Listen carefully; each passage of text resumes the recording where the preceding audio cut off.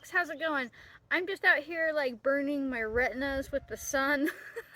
No, I came out here because I want to gather some of my beautiful chicory who's blooming. I didn't plant her. She's wild all over property, but she's hanging out with the tomatillos and the eggplants and some potatoes behind her and things like that, and so I just let her grow. And it's now or never, even though the sun is like in my face. Because it's already 95 out and later it's going to be like 115, so it's now. But I thought, I have made a chicory video before, but I've not made one where I've talked to you about using her in the summertime. Most people think about chicory, her roots. She's a fantastic coffee substitute. She's amazing for stimulating liver function. She's good as a blood cleaner, although your blood isn't dirty. Don't fall into that mindset. But what she does do is stimulate liver function, and by proxy, it gets things moving, your lymphatic flow going. She's a digestive aid and all that kind of stuff. But today, I want to talk to you about her above ground parts.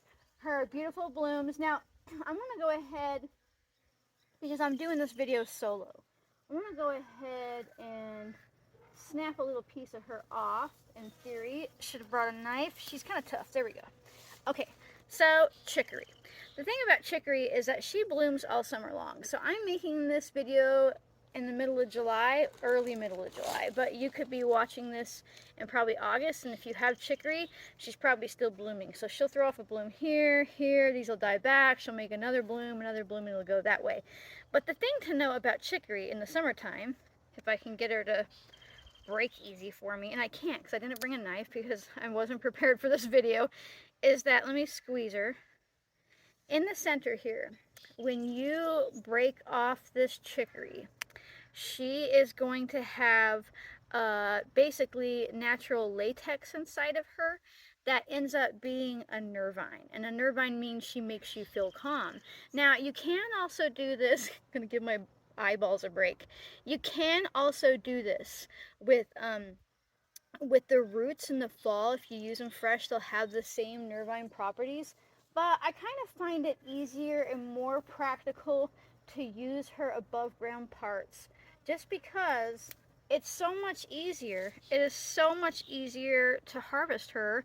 And as you can see, she gets big and beautiful and abundant. And so it looks like I'm being mean to her by pulling some stuff off, but she is not even phased. Now, I really like these nervine properties for dealing with stress, anxiety, but digestion too. A lot of people don't realize that your digestive health is deeply linked to your parasympathetic nervous system, which is like a nerve in your body that tells you to feel calm and relaxed, or you could like be freaking the hell out because it's upregulated, right? When we downregulate our parasympathetic nervous system, we digest food better, and by proxy, our gut health gets better. So I really like her for that, and I feel like she has an affinity to it, right? So how about we move into the shade and make a tincture, because I was doing that anyway, so give me 1 second. Okay, let's make a tincture before the sun gets me. My garage is right here, and so it gives me a little bit of safety in the summertime, or in the morning time, whatever. The sun is coming, you can see it creeping behind me, but we're gonna do this. Okay, so making a tincture out of chicory is so easy. Now, you could do the same process with the roots. If you want to get creative, you could also pull up a springtime or a summertime root if you want to add it to this. But like I said, when it comes to going after her nervine properties, we don't necessarily need the root. I will say that a tincture from the root, or the chicory root itself, is more impactful at stimulating your liver, right? And this is more about the nervines. This is more about dealing with stress and coping with anxiety and helping our nervous system come back into regulation after trauma. Some people use her in this thing they called like the third eye formula, and I'm not really sure why they feel that way. She's not psychoactive in that way, but she can make you feel calm. So you're going to need some of your fresh chicory stems. I tried to get a couple blooms in there too, but remember, all of this was going to turn into a bloom. Every one of these little ladies was going to wake up throughout the summer. And I like to get her when she still has a lot unbloomed, but if you're watching this later in the summer, don't even hesitate. Now, in the early spring, before she's bloomed at all, I noticed that she has way more latex, but you know, she's still fine. So basically, this is one of those things where I am actually going to chop it up really well, because I'm not necessarily extracting things from her at a cellular structure. I'm trying to ask the latex to come out. So I'm going to give her a good chop, just because the more surface area you have, the more the latex will be able to come out. Now, if you are sensitive to natural latex, you can't use this. But some people who have latex allergies, it's from constant exposure to synthetic latex, like if you're a nurse or something like that. And some people who have those synthetic allergies can still safely handle the naturally occurring latex. But, you know, proceed with caution if you haven't figured that out for yourself already. But a lot of plants have naturally occurring latex in them. Right, like opioids are made from poppies, and that's all latex. A lot of people who have severe latex allergies can't even take pain medication like that because it's made from latex, right? So that's something to consider and to know about. But I don't know. I like getting a couple of the blooms in there. It's not like it won't work without the blooms, but they're pretty. So, you know, we add them in there. And I just kind of, and it gives the tincture a pretty color, you know. So yeah, I'm just gonna keep on chopping and filling up. I'm also sitting on another medicinal right here. I have her instead of grass, and I think I'm gonna make a video about her right after this. But you know, that's just kind of the way it goes. I work in batches sometimes. I'm just like, oh, I need to get this done. Oh, I thought about that. Oh, I'll do this, right? I probably could be chopping a little bit closer. If you want to get real serious about it, you could also put this with your measured amount of vodka in like a blender and just pulse it a couple times.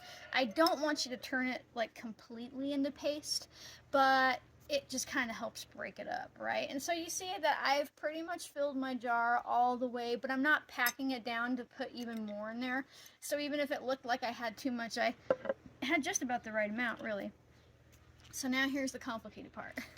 People really overcomplicate tinctures because often they're working with dried plant matter, and when you work with dried plant matter, you have to pretend like you're working with fresh plant matter.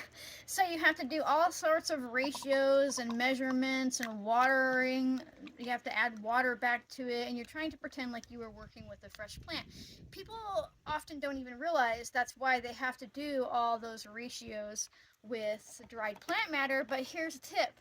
If you work with dried plant matter and 100 proof vodka, which is 50% alcohol, 50% water, that means every drop of tincture you get is only 50% alcohol, you don't have to do any of that math, because this is what they're trying to get to.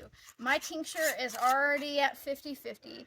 It's fresh plant matter, so I'm not over extracting. There's not too much in there, because if you're using dried plant matter, what happens is it's all dried down, and you have to try to figure out how much of a ratio would get you back to what looks like fresh, right? Now, I know a lot of people don't have access to 100 proof in their state. You can use 80 proof vodka as well, which is 40% alcohol and 60% water. You just need to let it set for a few extra weeks. So this is going to sit for about 6 to 8 weeks. If I was using 80 proof vodka, I would go like 10 to 12 weeks, right? But these don't go bad. So if you stick this in your cupboard and you forget about it, and it's been a year, it's been 2 years, it's been 5 years, as long as this cap is tight and there's been no alcohol evaporation, you're good to go.